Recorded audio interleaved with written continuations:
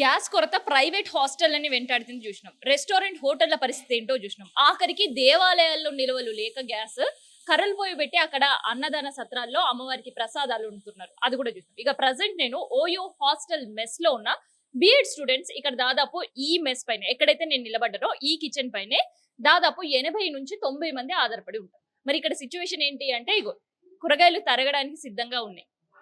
Gas కోసం ఒక పక్క ఎదురు చూస్తున్నారు. సో గ్యాస్ వస్తే వంట చేసి పెట్టాలని వంట పాత్రలు ఇగో ఈ రూమ్ ఉంది కదా, ఇక్కడ ఈ రూమ్ లో సిద్ధం చేసుకొని రెడీగా ఉన్నారు.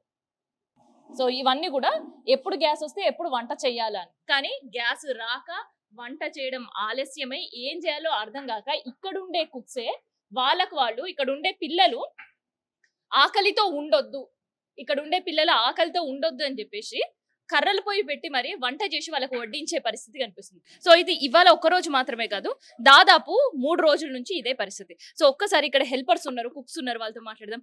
అమ్మ నీ పేరేంది? వీరమ్మ. సో ఎన్ని సంవత్సరాలుగా ఇక్కడ పనిచేస్తున్నారు? 10 సంవత్సరం అవుతుంది మేడం. ఎప్పుడైనా ఇట్లా గ్యాస్ ఇబ్బందులు ఉండేనా మీకు? లేదు లేదు, ఇప్పుడే ఈసారి గ్యాస్ ఇబ్బంది అవుతుంది. ఇప్పుడైంది. సో బయట కూడా కట్టెల పొయ్యిలు కనిపిస్తున్నాయి. ఈ కట్టెల మీద చేయాలంటే కట్టెలు కూడా లేవు సార్ మేడం. ఇక్కడ కట్టెలు కూడా లేకపోతే ఏరుకొస్తున్నాం వాళ్ళు చెట్లలో పోయి. పాములు ఉంటాయి, ఇవి ఉంటాయి, ఇవి ఉంటాయి అని ఈసి తిడుతుంది మాకు. ఇంకా ఈసి తిట్టం కూడా ఏరుకొస్తున్నాం. ఎందుకు ఈసీ తిట్టుడు? ఆ కట్టెలు ఏరవద్దు, గ్యాస్ మీద వండాలని చెప్పిన ఆ గ్యాస్ బంద్ అయినాయి. ఇప్పుడు గ్యాస్లు కూడా వస్తలేవు మరి. ఇక అట్లనే ఏరుకొచ్చి వండి పెడుతున్నాం పిల్లలకు. అట్లా జరుగుతుంది. ఇక పిల్లలు ఏమడుగుతారు? పిల్లలు లేట్ అయితే తిడతారు, మమ్మల్ని తిడతారు.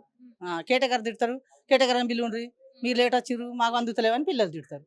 ఇది ముచ్చట మేడం. మరి ఇప్పుడు మీరు కట్టెలు ఏరడానికి పోతున్నారు, ఈసీ మళ్ళీ మిమ్మల్ని ఈసీఏ తిట్టడం ఏంది ఇది? వీసి తిట్టాలంటే ఇక ఏం చేయాలి, మాకు చూస్తే తిడతాడు. ఏరవద్దమ్మ మీరు అని. గ్యాస్ మీద వండాలంటే ఆ గ్యాసులు కూడా వస్తలేవు మరి. ఇప్పుడు గ్యాస్తో ఇబ్బంది అవుతుంది. మళ్ళీ గ్యాసులు రావంటారు, మళ్ళీ కట్టెలు వస్తాయంటారు, కట్టెలు కూడా లేవు మరి. ఇప్పుడు ఏది లేదు. ఇప్పుడు మధ్యాహ్నం గిట్లా ఒక 10:30-11 గంటలకు బయటకు పోతేనే నిలబడలేని పరిస్థితి ఉంది. మరి ఎట్లా వండుతున్నారు? ఈ గిట్లనే వండాలి మేడం. మేడం వండకపోతే మళ్ళీ పిల్లలు వచ్చి మాకే తిడతారు. మేము మాకే తిడతారు వాళ్ళు. ఏందమ్మా గిట్ల లేట్ అయింది, మాకు మా భోజనాలు అందుతలేవు, కూరలు అందుతలేవు, మీరు కేటకర్ ఇస్తలేడా, ఇది చేస్తలేడా, అది చేస్తలేడా అని మమ్మల్ని తిడతారు. ఇక మమ్మల్ని తిడితే ఇక చేస్తున్నాం సార్లని మేము అనాలి, వాళ్ళకి బతలాడాలి. ఇక చేస్తూనే ఉన్నాం కదా నా కట్టెలు లేవు, గ్యాసులు లేవు, చేస్తూనే ఉన్నాం, మా పిల్లలు వస్తుంటారు మీరు కూడా అని చెప్పి సమాధానం చెప్తాం వాళ్ళకు. వాళ్ళ సమాధానం చెప్తే వినేటోళ్ళు వింటారు, లేకపోతే గిన్నెల బొన్నెలని పడేస్తారు అందకపోతే. రోజుకి ఎన్ని కిలోల అన్నం ఇక్కడ ఇప్పుడు అమ్మ చెప్పింది కదా, గదే అంతనే వండుతున్నాం, అంతనే వండుతాం రోజు.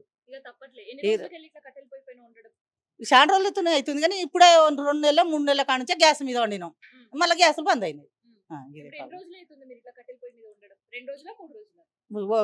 వారంలో గ్యాస్ వస్తూనే ఉన్నాయి, గ్యాస్ల మీద కూరలు చేస్తున్నాం, అన్నం దాని మీదనే వండుతున్నాం, కట్టెల మీదనే. ఇడ్లీ అన్నము కట్టెల మీదనే వండుతున్నాం, కట్టెలు ఏరుకొచ్చుడు వండుడు. ఇది సో ఇదన్నమాట. వారం రోజుల నుంచి గ్యాస్ కొరత ఈ మెస్ ని వెంటాడుతూనే ఉంది.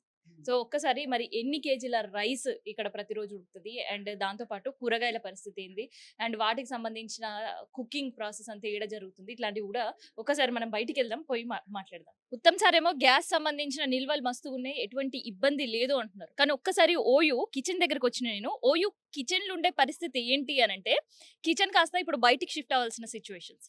సో కట్టెలు చూస్తుంటే మీకు ఆల్రెడీ అర్థమై ఉంటది, కట్టెల పొయ్యి మీదే ఇక్కడ వంటలు చేసే సిచ్యువేషన్స్కి వచ్చింది. సో ఒక్కసారి ఈ వండే కుక్స్ ఉంటారుగా, వాళ్ళతో మాట్లాడు. అమ్మ మీ పేరేంది? నఫీసా. సో ఏం వండుతున్నారు అక్కడ? అన్నం. ఆ. అన్నం వండుతున్నాం. ఈ గ్యాస్ లేక చాలా ప్రాబ్లం అవుతుంది మాకి. ఈ కట్టెలు ఏరుకొచ్చి వంట చేస్తున్నాం. ఈ కట్టెలు దొరకలేవు, చెట్లలో పోతున్నాం, పాములు కడితే ఎట్లా మాకి. ఈ గ్యాస్ ఏమో ప్రాబ్లం అవుతుంది గ్యాస్కి మాకి. వారం అయి గ్యాస్ లేక ఇక వచ్చిన గ్యాస్కి వండుకుంటున్నాం, లేనప్పుడు కట్టెల మీద వండుకుంటున్నాం. ఇంత కష్టం పడుతున్నాం మేము గ్యాస్ లేక. ఇంత ప్రాబ్లం ఎందుకు అవుతుంది గ్యాస్లతో అర్థమైతే లేదు. ఎండాకాలం ఇది కట్టెలు ఇట్లా వండాలి, ఇట్లా ఏరుకోరాలంటే ఎట్లా మాకి, మా పరిస్థితి ఎట్లా? గ్యాస్లు ఎందుకు వస్తలేవు అర్థమైతే లేదు. ఏం ప్రాబ్లం ఉంది గ్యాస్ కోసం సార్? మాకు చాలా బాధ అవుతుంది, మాకు కట్టెలు లేక, గ్యాస్ లేక. కట్టెలు ఏరుకొస్తున్నాం, కట్టెలు మేము అవును మరి మేమే ఏరుకొచ్చినాం. పొద్దుగా ఎంత మొగోళ్ళు మేమైతే ఏరుకొచ్చిన కట్టెలు ఏరుకొచ్చి వండుతున్నాం. గ్యాస్ కొంచెం గ్యాస్ వస్తుంది, వస్తే ఏమొస్తుంది గ్యాస్ది చాలా ప్రాబ్లం అవుతుంది మాకి. అప్పుడు పిల్లలకి ఎగ్జామ్ నడుస్తుంది, డబల్ టిఫిన్ ఉంది మాకి. డబల్ టిఫిన్ చాలా ప్రాబ్లం అవుతుంది. రాగానే పిల్లలు 6-7 గంటలకి టిఫిన్ కావాలంటారు పిల్లలు. ఈ కట్టెల మీద వండి ఎట్లా గ్యాస్ ఈ డబల్ టిఫిన్ ఇవ్వాలి పిల్లలకి? అది ప్రాబ్లం మాకు చాలా ఇది అవుతుంది, మాకు చాలా కష్టం పడుతున్నాం మేమైతే. పొద్దున ఎప్పుడు స్టార్ట్ చేస్తారమ్మా పిల్లలకి? ఇక్కడ 6:30 అయితే 7:30కి టిఫిన్ ఇవ్వాలి పిల్లలకి, అంది ఇవ్వాలి. ఎంతది 7:30కి అంతది అంతదమ్మా చెప్పును. అదే ప్రాబ్లం ఉంది మాకు, ఏం లేదు. మధు రా మాట్లాడ బెటరా అయితే మధ్యాహ్నం భోజనం పరిస్థితి ఏంటి? ఎంతమంది పిల్లలు ఉంటారు ఇక్కడ హాస్టల్లో? 80 ఉంటారు. 8 మంది ఉన్నారు. ఎంత వంట చేస్తారు? ఎన్ని కేజీల బియ్యం పడుతుంది పిల్లలకి? 16 కిలోలు ఉమ్, 16 కిలోలు బియ్యం, ఉమ్, 18 కిలోలు కూరగాయలు ఉమ్. కటింగ్ చేసుకుని కూరగాయలు చేసుకుంటాం మధ్యాహ్నానికి. మధ్యాహ్నం. మరి రాత్రి భోజనం పరిస్థితి? సాయంత్రం మళ్ళా ఉమ్, ఉమ్, సేమ్ అంతే. ఉమ్. వేరే కూరగాయలు ఉంటాయి కానీ వేరే అంతే ఉంటది. అంటే రోజుకు ఒక 20 కిలోల బియ్యం ఇక్కడ ఉడకాల్సిందే. 2 పూటలకి 30 కిలోలు. ఉమ్, 2 పూటలకి ఉమ్. కూరగాయలు కూరగాయలు 4 దాకా 40 కిలోలు. ఉమ్. పొద్దుగాల 18 కిలోలు, సాయంత్రం 18 కిలోలు. ఒక ఫంక్షన్ చేసినట్టే రోజు. రోజు అట్లనే ఫంక్షన్. మళ్ళీ టిఫిన్, బోండా, ఉమ్, చపాతీ, పూరి, ఉమ్, దోశ, ఉత్తప్ప ఉమ్, అన్ని ఉంటాయి ఇక్కడ. మరి ఇడ్లీ ఉమ్. అన్ని ఉంటాయి. ఇప్పుడేమో గ్యాస్ లేదు, ఇవన్నీ టిఫిన్లు చేసి అందించే పరిస్థితి కానీ వస్తుందా? అవును, మరి పరిస్థితి అందిస్తున్నాం. ఉమ్. అందకుండా పిల్లలు కోపం చేస్తున్నారు మా మీద.